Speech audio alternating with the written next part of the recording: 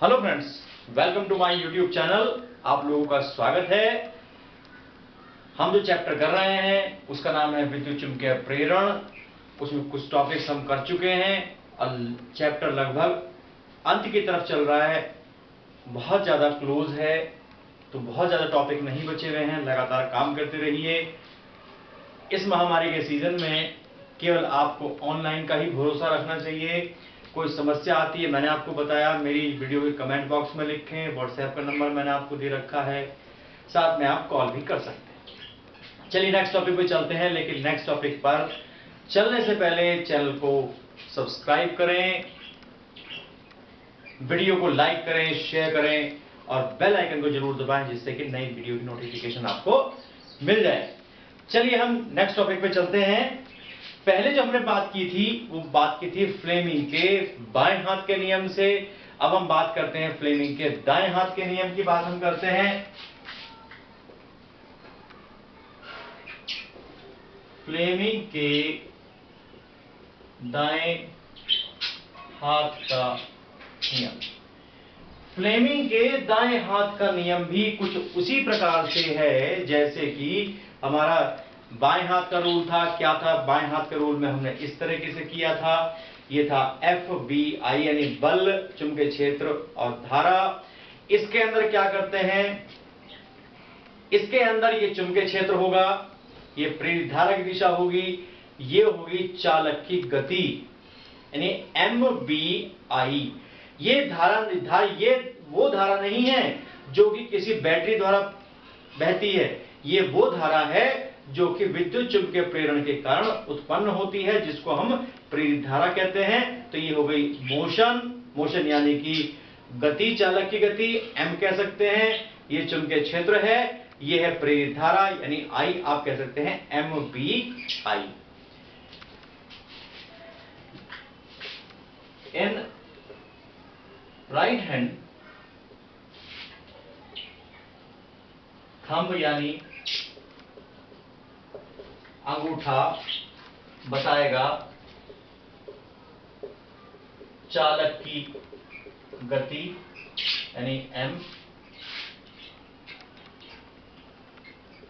पहली अंगुली जो बताएगी वो चुंबकीय क्षेत्र B को बताएगी। दूसरी अंगुली यानी मध्यमा बताएगी प्रेरित धारा I की दिशा को बताएगी। और ये ध्यान रखिए, इसके अंदर M लंबवत होगा B के, B लंबवत होगा I के और I लंबवत होगा M। यानी इसके अंदर जो एंगल आएगा सबके बीच में 90, 90 और 90 का ही एंगल होगा। इस तरीके से हमें इसको करना है। अब हम अगले टॉपिक पे चलते हैं। अगला टॉपिक हमारा क्या कहता है? वो बहुत इंपॉर्टेंट टॉपिक है। टॉपिक में क्या कहते हैं? घटना है स्वप्रेरण, सेल्फ इंडक्शन,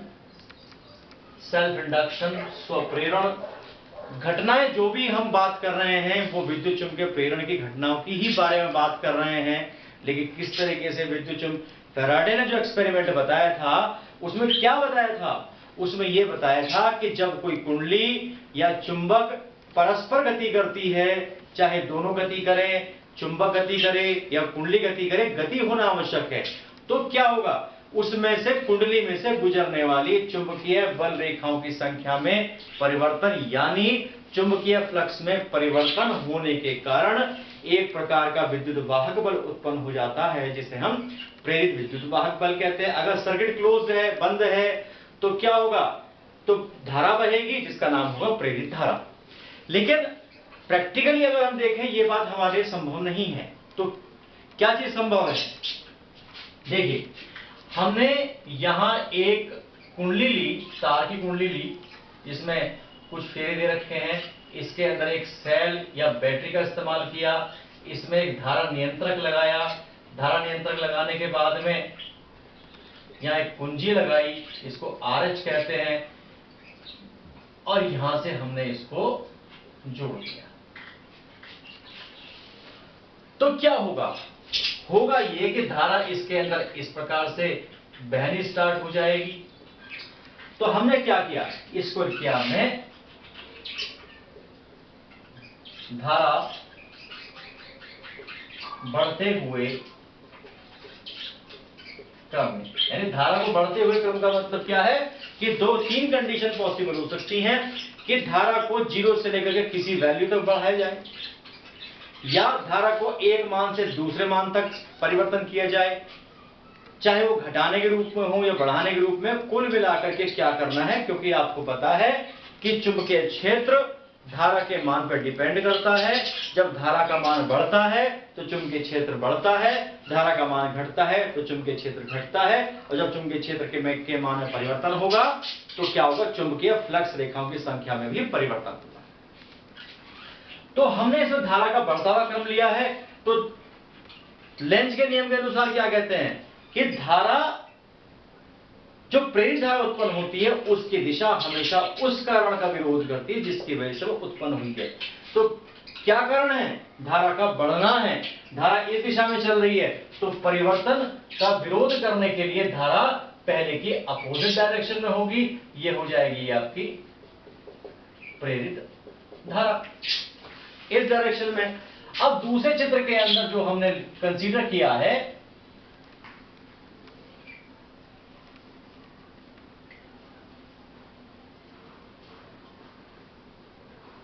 यहां ध्यान दीजिए कि प्लस माइनस RH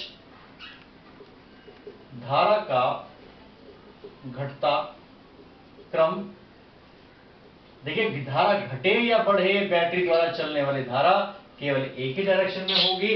अब यहां ये कैसे पता लगे धारा घटी या बढ़ी?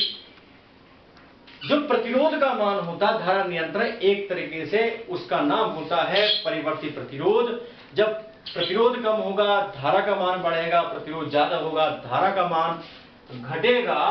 तो देखिए, इतना हिस्सा जो अधिक तार वाला हिस्सा है वो खाली है, तो कम तार वाला हिस्सा कांटेक्ट में है, इसलिए प्रतिरोध कम है, धारा अधिक है, यानी बढ़ते हुए क्रम में है। इसमें प्रतिरोध का जो हिस्सा है वो ज्यादा है, जिससे कि प्रतिरोध की वैल्यू ज्यादा है। प्रतिरोध की वैल्यू ज्यादा होगी तो धारा का मान घट जाएगा, इसलिए घटते हुए क्रम में लिखेंगे। तो लेंज के अनुसार धारा के घटने का भी विरोध करेगा, यानी कि चुंबकीय क्षेत्र, चुंबकीय फ्लक्स रेखाओं की संख्या में होने वाली कमी का विरोध करेगा।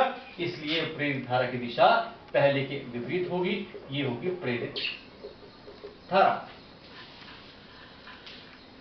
तो क्या परिभाषा लिखेंगे स्वप्रेरण की?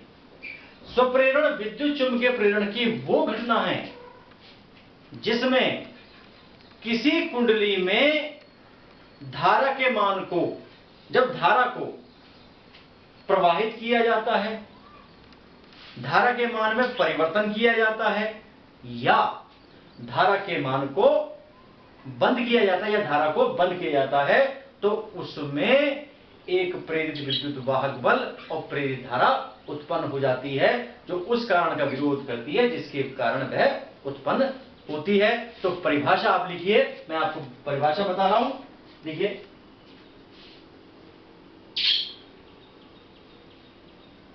देखिए, स्वप्रेरण विद्युत चुंबकीय प्रेरण की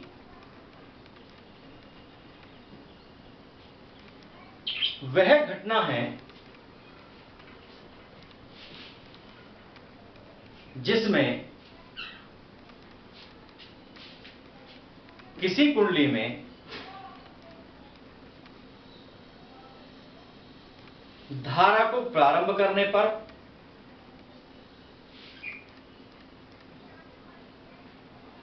कौमा धारा को बदलने पर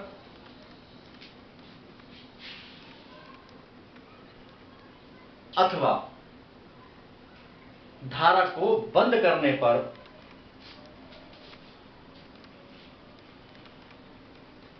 प्रेरित धारा उत्पन्न हो जाती है।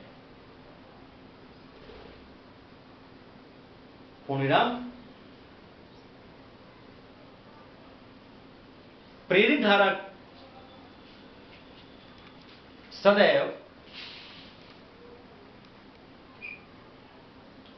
मुख्य धारा में होने वाले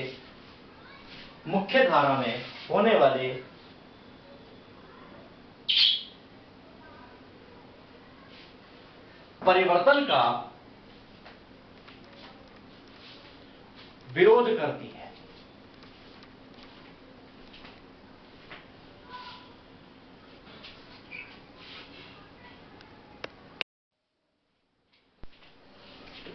तो ये हमारी विद्युत चुंबकीय प्रेरणी घटना हुई। अब इसके बारे में हम बात करते हैं, आगे बात करते हैं। नेक्स्ट टॉपिक इसी से संबंधित है, स्वप्रेरकत्व या स्वप्रेरण गुणांक।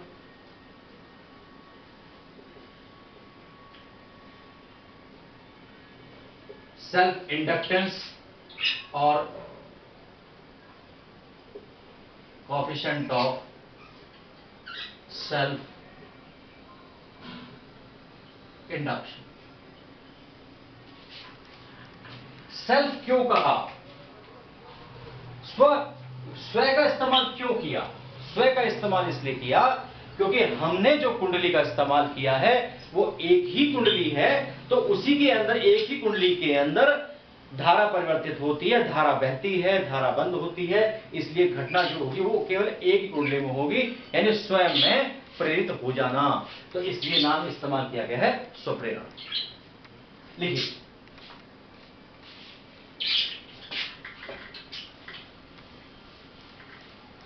जब किसी कुंडली में मुख्य धारा के मान में परिवर्तन होता है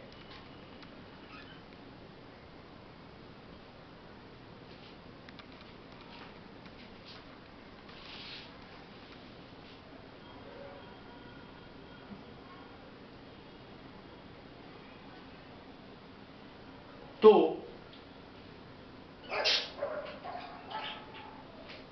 कुंडली में प्रेरित विद्युत वाहक बल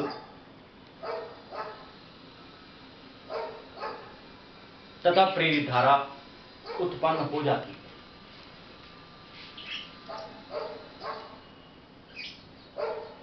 पूर्णिराम, नेक्स्ट लाइन में आइए। माना कुंडली में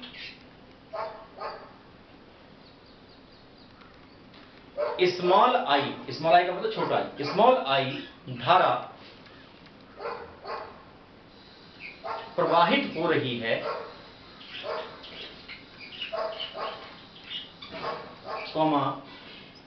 कुंडली के प्रत्येक फेरे से बद्ध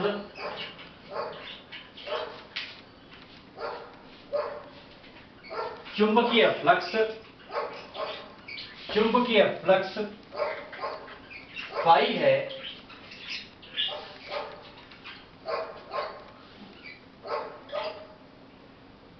तथा कुंडली में कैपिटल N फेरे हैं, तो चुंबकीय फ्लक्स ग्रंथिताओं की संख्या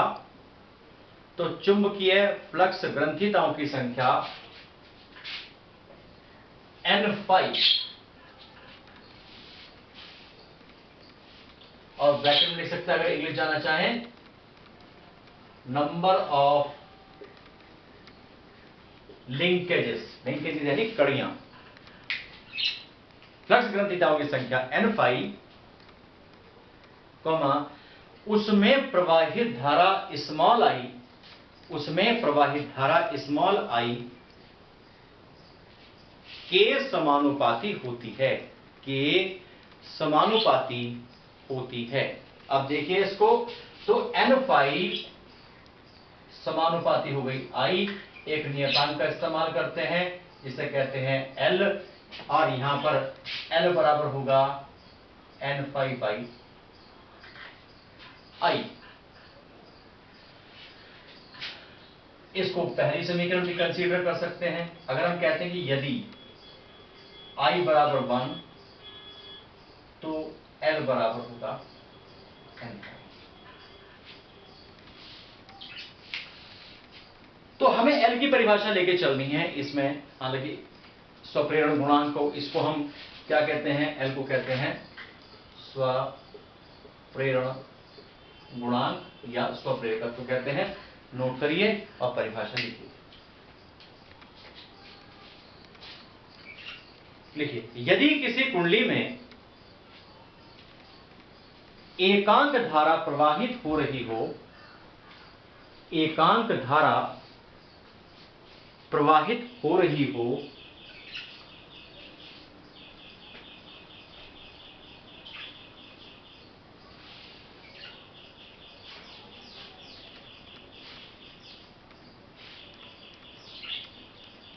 तो चुंबकीय फ्लक्स ग्रंथिताओं की संख्या,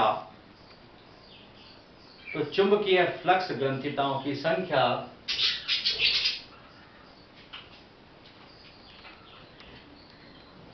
स्वप्रेरण गुणांक के बराबर होती है, स्वप्रेरण गुणांक के बराबर होती है। तो अब आगे चलते हैं कि किस तरीके से विद्युत वाहक बल उत्पन्न होता है। देखिए, समीकरण 1 का अवकलन करने पर तो क्या होगा, d/dt n phi is equal to d/dt Li।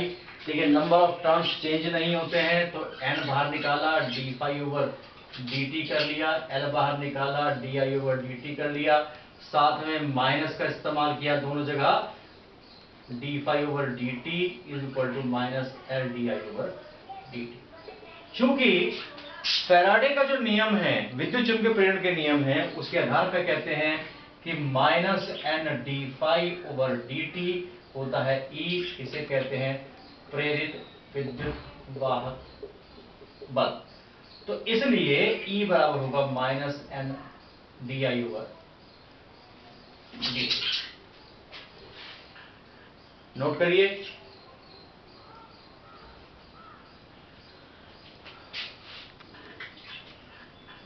Sorry n नहीं आएगा, L आएगा।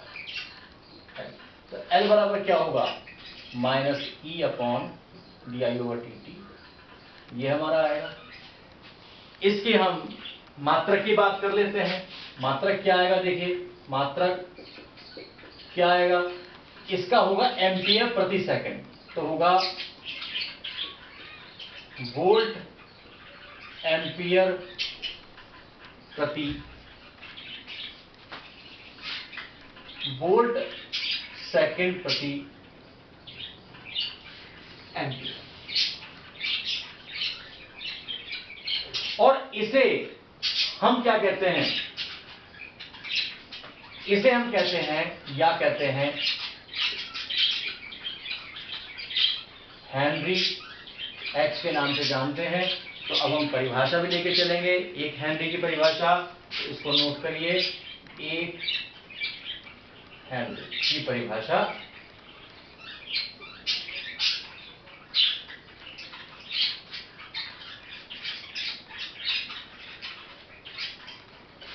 यदि di ओवर dt बराबर 1, E बराबर 1 एम्पियर प्रति सेकंड और E बराबर 1 वोल्ट, तो L बराबर 1 हेनरी। तो 1 हेनरी की परिभाषा नोट करिए।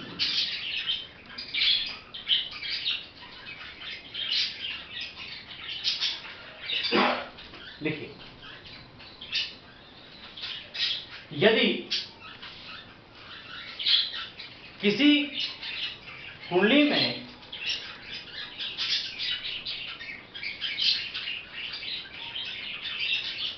वैद्युत धारा के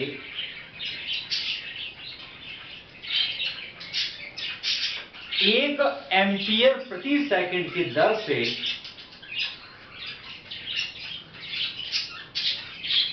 परिवर्तन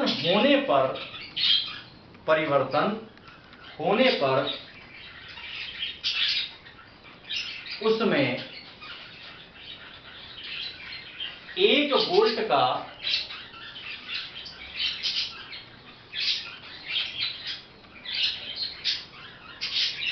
प्रेरित विद्युत वाहक बल उत्पन्न हो,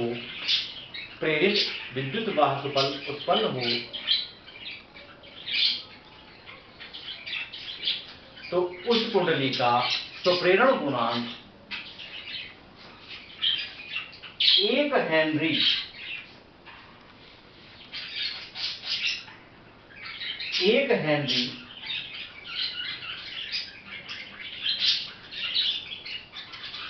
कहलाता है।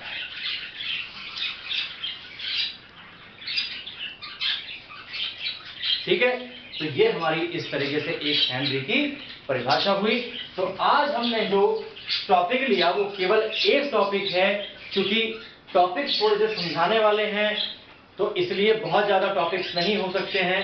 तो इसलिए इस टॉपिक को उम्मीद करता हूं बहुत अच्छी तरह समझ लिया होगा, और थोड़ी बहुत जो कमी रह गई है वो आप इस टॉपिक को कॉपी पे नोट करके एक बार रिवाइज कर लें। फिर भी अगर कोई प्रॉब्लम आती है तो वीडियो के कमेंट बॉक्स में लिखें, मुझे बताएं, मैं आपकी प्रॉब्लम का निश्चित रूप से समाधान करूंगा। इसी तरीके से मेरे